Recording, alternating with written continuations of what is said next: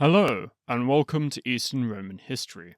The state John III inherited from his father-in-law, Theodore I, had arisen from the ashes of the Eastern Roman Empire after the Fourth Crusade. Through Theodore's tireless efforts, he went from being a minor nobleman with only his family for company to being emperor of a realm that stretched from Paphlagonia to Lycia and had amassed many of the former imperial institutions in Nicaea, including the Orthodox Patriarch of Constantinople. John III inherited a realm that was on the road to recovery and had been considerably strengthened by Theodore, nicknamed the Tower Maker. However, the Nicaean Empire was still not as wealthy or powerful as its European contenders, the Latin Empire of Constantinople, the Empire of Thessalonica, the Second Bulgarian Empire, and the Republic of Venice. The Nicaean Empire required more than being well defended and united, as achieved by Theodore I. It needed to be prosperous and a power in its own right. John III set about accomplishing this task during his long 33-year reign. Through his tireless attention to the domestic and infrastructure needs of his state, John III left the Nicaean Empire both an economic and military powerhouse, outlasting or besting many of the aforementioned states. To tackle administrative inefficiency, John III replaced tax collectors that were accused of corruption or rapaciousness with honest men, which gained him a reputation for good administration. To prevent famine, which would devastate the Nicaean Empire, John encouraged improved agricultural and textile production. He founded crown estates called zugelatea as farms. These estates generated income that went directly into John III's treasury, making the crown more economically independent.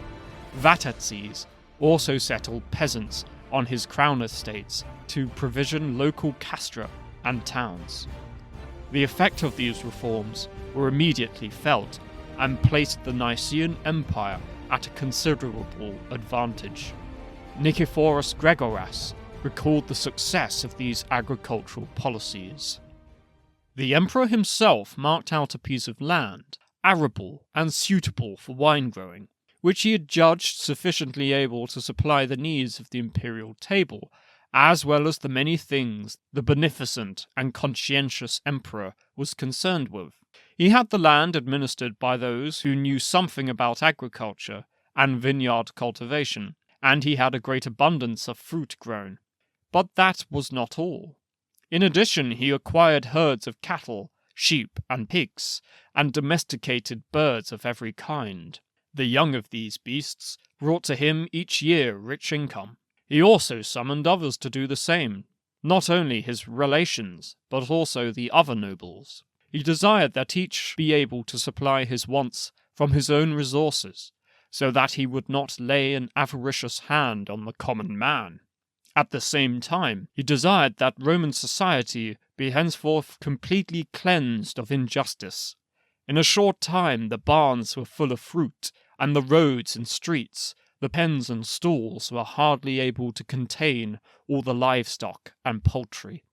An advantage befell the Romans, in that the Turks were afflicted by severe famine. All roads which led to the Roman realm were filled with the comings and goings of this race of people, men, women, and children, and the wealthy of the Turks emptied itself in great abundance into the hands of the Romans. Gold, silver, clothing, and other things, whatever precious and luxury items in every form they had to offer. One could see how valuable things were down in order to purchase a bit of food. Every fowl, cow, and goat was dearly paid for. In this manner the houses of the Romans became in the shortest time full of riches of the barbarians, and the imperial treasury chambers were overflowing with money. To explain the entire situation by one little example, the men who tended the imperial fowl annually collected and sold eggs, which had been laid. In a short time this brought in so much money that a crown, set with many coloured gems and pearls, could be made for the empress. To this crown the emperor gave the name egg crown, as it had been made out of sale of the eggs. This is an example of the emperor's wise internal policy. These crown estates were organized with a head of the imperial estate, a basilikon zugelation, for each estate. The example has a plot of farmland being transferred to a monastery on Lemnos, and we learn that the executor was the guardian of the palace, who was responsible for maintaining the Periclestra Palace and the crown lands. In response to the Mongol threat, John III increased the supplies stored in each city so that they would last longer against a siege. A record of arms were also to be maintained. George Pachymeres, in his History, reported how these measures were arranged. John Ducas only heard a report of them, and yet he strengthened the defences of the fortresses with grain and arms. He ordered that the stores be filled with a year's supply of grain, and by means of balls sealed with lead, he seized the grain he found with the inhabitants, and ordered them to eat supplies brought in from elsewhere. And he also provided all necessary things, the holders of property, so that everything else which brought abundance would follow after. He decreed that when a dowry was arranged, weapons should be listed beside the holy icon.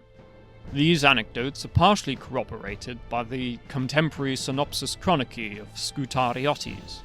He lauded Vatatzes for showing his subjects how to improve their farming methods and wealth with the example of his own farms. John III bred horses, cows, sheep, and camels. Nikephoros Blemides, another contemporary, lamented that everyone was more interested in agricultural science than philosophy. Agriculture and its management proved a good apprenticeship for John III's son, Theodore II, who, while he was co-emperor, oversaw the imperial estates in Anatolia while he was away in Europe. This apprenticeship taught Theodore much about agriculture and the lands he ruled over, something he recorded in his letters. Theodore II noted, while he was co-emperor, that fields were ploughed in the spring, when the Pleiades rose in the night sky, about late April. Taxation was a constant concern for the peasants that sometimes needed to borrow money to pay the taxman. In summer, Anatolian adolescents harvested the fields while the elderly guarded them from wild animals. Grapes and wine were harvested in the autumn, whilst grain and olive oil was kept in storehouses by the head of the household. Theodore II learned the nobility and skill of the peasant. In addition to agriculture, John III also focused on creating a textile industry in Nicaea. Nikephoros Gregoras tells us that John III imposed a trade embargo on imported cloth. He says, "The emperor saw that the Romans were sundering their riches unnecessarily in order to buy clothing from foreign peoples. Variegated garb which the Romans and Assyrian weavers had made, and elegant things which were woven by the hands of the Italian weavers. For this reason, he promulgated a law that if any one of his subjects wore such clothing, both he and his family would be dishonored.